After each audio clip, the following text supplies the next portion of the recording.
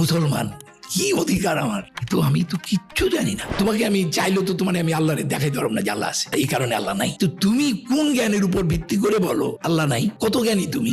তুমি যতই পণ্ডিত হও 99 পর্যন্ত করবা, কিন্তু তুমি 100 হবে না। তোমার বিশ্বাস করবেন, এই এক হচ্ছে আল্লাহ।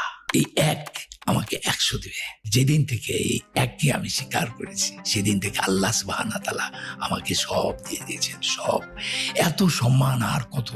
মানুষের জন্য ইসলাম এসেছে, শুধু মুসলমানদের জন্য নয়। আমাদের কোরআনে যে 28টা অ্যালফাবেট আছে, প্রত্যেকটা অ্যালফাবেটের একটা রিপ্লেসিং নাম্বার আছে। আল্লাহ এটাকে প্রফেসি নাম্বার বলে। যদি কোরআনের মতো কোরআন আনার জন্য মানুষ ও জিন এক যুগে চেষ্টা করে, তবু তারা এর মতো আনতে পারবে না। আল্লাহ কয়, তুই কত বড় ম্যাথমেটিশিয়ান, তুই আমার বলবি?